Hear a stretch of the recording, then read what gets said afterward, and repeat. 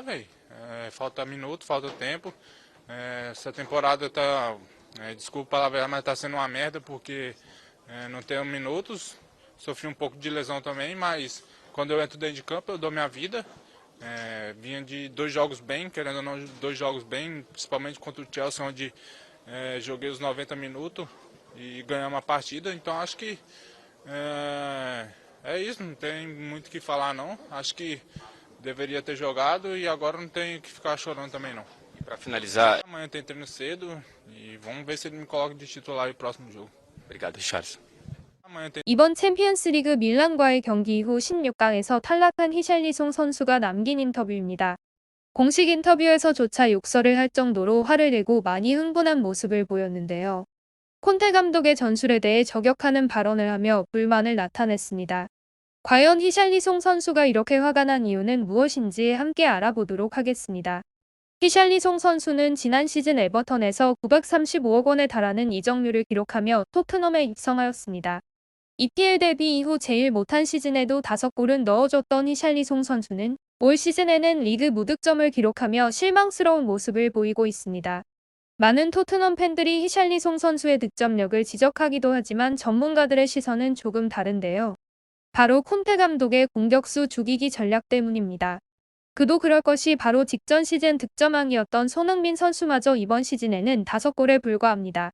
그나마 해리케인만이 18골을 기록하면서 준수한 모습을 보여주고 있는데요. 손흥민, 케인 두 선수 모두 꾸준한 득점력을 보여주던 선수들이지만 왜 이번 시즌에는 해리케인만 득점을 하고 있는 걸까요? 이번 시즌 히샬리송 선수와 더불어서 페리시치 선수를 함께 영입했었는데요. 페리시치는 콘테의 양아들, 애제자라고 불리우면서 부진한 모습에도 계속해서 선발로 기용 중입니다. 문제는 페리시치가 손흥민과 자꾸 위치가 겹치고 어이없는 크로스만 계속해서 시도한다는 점인데요. 토트넘의 현재 전력의 장점은 해리케인이 가운데에서 연계하여 손흥민의 빠른 스피드로 역습하는 것이 가장 큰 장점이었습니다. 하지만 페리시치의 공을 끌면서 템포를 늦추고 크로스로 마무리 지으려는 시도는 토트넘 전체의 장점을 깎아먹는 전술이라는 것이죠. 현재 토트넘 공격진에서 헤딩으로 득점까지 연결시킬 수 있는 선수는 해리케인 단 한 명뿐입니다. 그런 해리케인조차도 헤딩이 장점이 아니라 밸런스를 유지하며 어떻게든 이을 슈팅으로 연결시키는 것이 장점인 선수죠. 이번 시즌의 성적표가 말해주듯 헤딩에서 약점을 보이는 손흥민은 당연히 이 전술에서 장점을 발휘할 수 없습니다. 말도 안 되는 전술을 계속해서 쓰고 매번 벤치에서 출발해야 하는 히샬리송은 이에 불만을 표한 것으로 보입니다. 토트넘 팬들은 이번 챔피언스리그 탈락에서 큰 충격을 받았는데요. 하지만 많은 전문가들은 이미 토트넘의 16강 탈락을 예상하고 있었습니다.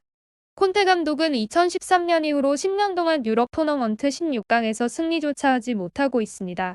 리그에선 잘 나가던 인테르 유벤투스 감독 시절에도 조별리그 탈락을 하며 유독 약한 모습을 보였죠. 더욱 큰 문제는 이번 토너먼트 탈락으로 해리케인의 이적 가능성이 점점 더 커져만 가고 있다는 것입니다. 지난 시즌에도 맨시티로의 이적을 위해 훈련에 불참하며 이적에 대한 강한 의지를 보였던 해리케인인데요. 그 당시에는 케인의 계약 기간이 약 2년 정도 남았기 때문에 토트넘 입장에서는 전혀 급하지 않았습니다. 하지만 이번 경우에는 다른데요. 만약 토트넘이 케인과의 재계약을 하지 못한다면 다음 시즌이 끝나고 FA로 팀을 떠날 수 있습니다. 해리 케인은 토트넘 유스 출신으로 팀 내 모든 기록을 갈아치우고 비록 트로피를 따내진 못했지만 팀에 대한 충성심을 보여줬는데요. 하지만 케인도 나이가 30살이 다 되어가고 커리어에 이름 있는 우승 트로피를 남기고 싶어하고 있습니다.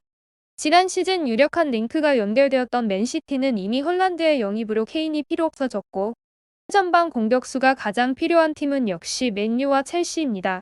맨유는 현재 레시포드가 활약하고 있지만 최전방이라기보단 왼쪽 포워드의 성격이 강하고 첼시는 루카쿠 영입의 실패 이후 최전방에서 뚜렷한 활약을 보이는 선수를 찾지 못하고 있습니다. 이미 토트넘의 마음 떠난 콘테 감독은 계속해서 백스리 전술을 고집하며 변화없는 시즌을 이어가고 있는데요. 이번 시즌을 끝으로 콘테 감독은 떠나겠지만 케인이 떠난 뒤 토트넘을 다시 일으킬 수 있는 선수나 감독이 올지는 의문입니다. 만약 케인도 이번 시즌 후 떠나게 된다면 25년 계약 종료를 앞두고 있는 손흥민 선수 역시도 팀을 떠날 것으로 보입니다. 무능한 감독 하나가 팀에 끼치는 영향이 어마어마한 것 같습니다.